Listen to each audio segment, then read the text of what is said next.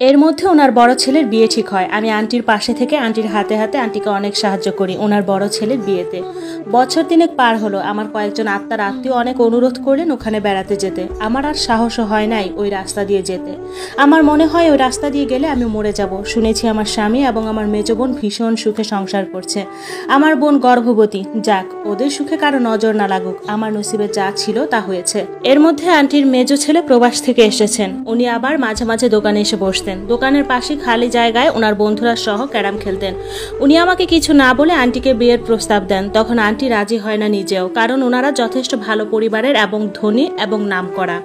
ওনারা 3 ভাই 2 বোন, বোনদের বিবাহ হয়েছে। উনি সবার বড়, আর ওনার পরিবারে আমার মতো মেয়ের বউ হওয়ার কোনো যোগ্যতাও নেই। আমার মতো মেয়েকে করুণা করা যায়, আর যাই হোক এত ভালো পরিবারে যাওয়ার মতো যোগ্যতা কোনো দিক দিয়ে আমার নাই। আমার বয়স 27 বছর আর ওনার বয়স 30। আমাদের বয়সের তফাৎ খুব একটা বেশিও না। ওনাকে আন্টি বুঝিয়ে না করে দেয়। আমি যথারীতি দোকান খুলে দোকানে বসি। তখন আন্টির মেজ ছেলে সহ ওনার বন্ধু এনামুল দোকানে বসেন এবং আন্টির ছেলে আমাকে বলল, ও একটু তোমার সাথে কথা বলবে, তোমরা কথা বলো, আমি দোকানের সামনে দাঁড়িয়ে আছি। উনি তখন সালাম দিয়ে আমায় বললেন, আমি তোমাকে বিয়ে করতে চাইছি। এত ঘুরিয়ে পেঁচিয়ে বলতে ইচ্ছে করছে না। আমি তখন বললাম, আমি তো আপনার যোগ্য না।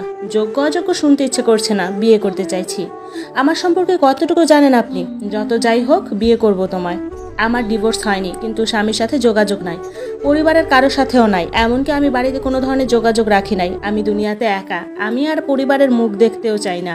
আমার মেজ বোনের সাথে যে আমার বোনের বিবাহ হয়েছে এটা আমি লুকিয়ে রাখি, ওনাকে বলি না। উনি আমাকে বলল, আমি বাসায় কথা বলবো এবং তোমাকে বিয়ে করতে চাই। যত যাই হোক, অতীত বর্তমান সব বাদ দাও, আমাকে নিয়ে থাকবে। উনি চলে যাওয়ার পর আন্টিকে বলে আমি কয়েকদিনের জন্য বেড়াতে চলে আসি। আজ বহু বছর পর বেড়াতে এসেছি আমার শ্বশুর বাড়ির এক আত্মীয়র বাসায়। ওনারা আবার অন্য জায়গায় থাকেন, তাই এসেছি। একই পথে হলে আসতাম না। ওনার জোরাজোরিতে প্রায় 10টা দিন ওনার এখানে এসে থেকেছি। এদিকে আমাকে ডিভোর্সও দেয়নি উনি। একা তো বেঁচে থাকা যাবে না, বয়সও বাড়ছে। তাই অনেক ভেবে চিন্তে আমি ডিভোর্সের জন্য আমার স্বামীকে ফোন করি, ওনার নাম্বারটা সংগ্রহ করে। বহু বছর পর ওনার গলাটা শুনে আমার কেমন যেন লাগলো, বলে বুঝাতে পারবো না। ওনার গলা শুনেও যেন আমার ব্রেনেও যে কি একটা অনুভূতি হলো। ওনাকে সালাম দিলাম, জিজ্ঞেস করলাম কেমন আছেন। উনি বলল, ভালো। চিনি নাই। কে? আমি বললাম, আমি নাহিদা। উনি তখন বললেন, বলো, কি বলবা? আমি বললাম, আমাকে ডিভোর্সটা দিয়ে দিলে ভালো হতো, আমি নিজেও নতুন জীবন শুরু করতে পারতাম। তখন উনি বললেন, আমি কখনোই তোমাকে ডিভোর্স দিব না, যা ইচ্ছে করতে পারো, তুমি পাঠিয়ে দাও ইচ্ছে হলে। উনি বললেন, এখানে আর ফোন করো না, যেখানে থাকো ভালো রাখুক আল্লাহ। উনি ফোনটা কেটে দিলেন। আহা জীবন আমার, কেন যে উনি আমার হলেন না। তারপর অনেক ভেবে চিনতে ওনাকে ডিভোর্স পাঠিয়ে দেই। আর এদিকে আমার নাম্বারে শুধু কল আর কল। আন্টি দিচ্ছে, এনামুল দিচ্ছে, সবাই দিচ্ছে। আমি 10 দিন থেকে চলে গেলাম। এনামুল নাসর বান্দা, আমাকে বিয়ে করবে মানে করবে। আন্টি রাজি না, কারণ উনি হয়তো আবেগের বসে করছেন। পরে যদি পোল্টি নেন আমি কোথায় যাব? এমনিতে জীবনে একটি দাগ রয়েছে। আমার বিয়ে করার ইচ্ছা নাই, কারণ আমি তো এত যোগ্যতা সম্পন্ন কেউ নই। কিন্তু এনামুল আমাকে বিয়ে করার জন্য নাসর বান্দা। পরিশেষে ওনাকে বললাম, আপনার পরিবারকে রাজি করাতে পারলে বিয়ে করব। উনি বললেন, আমার পরিবার রাজি, তুমি রাজি হও শুধু। আমি বললাম, আচ্ছা, ভেবে চিন্তে জানাবো। জীবনকে আমি আরেকটা সুযোগ দিতে চাই, যদি আমার রব আমার নসিবে ভালো কিছু রাখেন। এদিকে এনামুল আমাকে তার মেজো ভাইয়ের সাথে পরিচয় করিয়ে দেয়। মাশাআল্লাহ, ছেলেটা এত ভালো আর ভদ্রলোক, বলার মতো না। আমাকে আপু ছাড়া কথা বলে না। এনামুল আর তার মেজো ভাই নাজমুল আমায় বলল, আপু এবার দোকানের চাকরি ছেড়ে দাও, আমাদের মান সম্মান রয়েছে, কিছুদিন পর আপনি আমাদের ঘরের বউ হবেন আপু। আমি বললাম, ঠিক আছে। আমি নিজেও মানসিকভাবে প্রস্তুতি নিয়ে ফেলেছি বিয়ে করার জন্য। দোকান ছেড়ে দিব আন্টিকে বললাম। আন্টি বিষয়টা সদরে গ্রহণ করলেন। কিছুদিন পর দোকানটা ছেড়ে দিব। এদিকে ফোনে টুকিটাকি কথা হয় আমার এনামুলের সাথে। দোকান বন্ধ করব, দোকানের জিনিসপত্র আমি গুছিয়ে রাখছি এনামুলের সাথে ফোনে কথা বলতে বলতে। এদিকে হঠাৎ কি মনে করে এনামুলকে বললাম, এনামুল একটা লাল গোলাপ পেলে খুশি লাগতো। তখন এনামুল বলল, আমি তো দূরে আছি, কি আর করবো, ইচ্ছেটা আপাতত পূরণ করতে পারছি না। আমি নিজেও জানি এনামুল দূরে আছে। ঠিক তার 25 মিনিট পরে নাজমুল বাইকে করে অনেক গোলাপ নিয়ে আসে দোকানে। আমাকে দোকানে ঢুকেই বলে, আসসালামু আলাইকুম আপু, এনামুল ভাইয়া গোলাপ পাঠিয়েছে। এনামুল তখন আমার কলে আছে। আমি খুশি হয়ে মোবাইলে বললাম, বাহ, ছোট্ট ভাইকে দিয়ে পাঠিয়ে দিলে, একটু বললেও না। এনামুল বলল, সারপ্রাইজ। নাজমুল হাসি মুখে বলল, আপনাদের আদেশ পালন করা আমার দায়িত্ব। ভীষণ খুশি আমি এই মুহূর্তে। হঠাৎ দোকানের দরজাটা কে যেন বাহির থেকে বন্ধ করে দিল। আমি আর নাজমুল ফুল ঘাবড়ে গেলাম। ওদিকে ওই শয়তানটা বাহির থেকে চিৎকার করে মানুষ ডাকছে আমরা নাকি অসভ্যতামি করতেছি। আতঙ্কে ভয় আমি শেষ। ওই শয়তান দোকানের দরজা খুলে আরো কয়েকজন সহ আমাকে আর নাজমুলকে মারতেছে। আমরা বলতেছি কেন এমন করতেছেন, আমাদের কি দোষ? আমাদের কোনো কথাই শুনছে না। আমরা নাকি অসভ্যতা করতেছি দোকানে। অনেক মানুষ জড়ো হয়।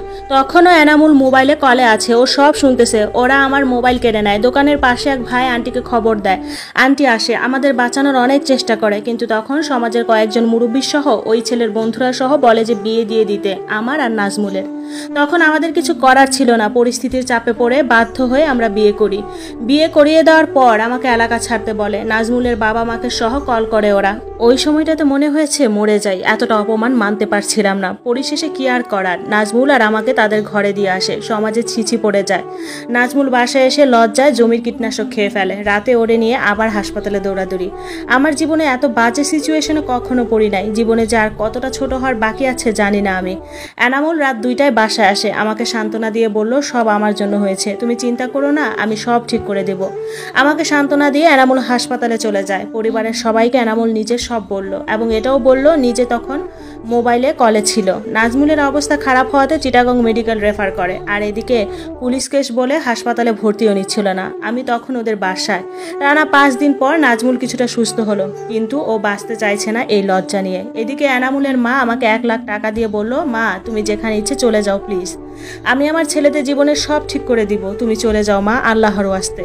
আমি বললাম ঠিক আছে, টাকা লাগবে না। আমি যে ওই সময়টাতে কি করব বুঝতে পারছি না। এনামুল তার মাকে বলতে লাগলো, আমার ভাইকে তালাক দিতে বলো, আমি নাহিদাকে বিয়ে করব। নাহিদা তুমি কোথাও যাবে না। এনামুলের বাবা তখন বলল, জীবনেও না। তুমি নাহিদাকে বিয়ে করলে আমরা সমাজে মুখ দেখাবো কিভাবে? সবাই জানে কম বেশি এই ঘটনা। ভিডিওটি শেষ করার আগে আপনাদেরকে একটা ছোট্ট রিভিউ দিই। আমি অনেক শখ করে এই প্রোডাক্টটা অর্ডার করেছিলাম এবং অর্ডার করার পরে আমি বুঝতে পারলাম যে আমি খুব বড় একটা ভুল করেছি। প্রোডাক্টটির মূল্য ছিল 599 টাকা, যা একদম লস গেছে আমার। প্রোডাক্টটি সম্পূর্ণ প্লাস্টিকের, একদম সস্তা মানের প্লাস্টিক। এখন আমি ভাবতেছি এই লো কোয়ালিটি প্লেট কিভাবে আমি আমার হাজবেন্ডকে দেখাবো। আপনারা ভুলেও এই প্রোডাক্টটি অর্ডার করবেন না।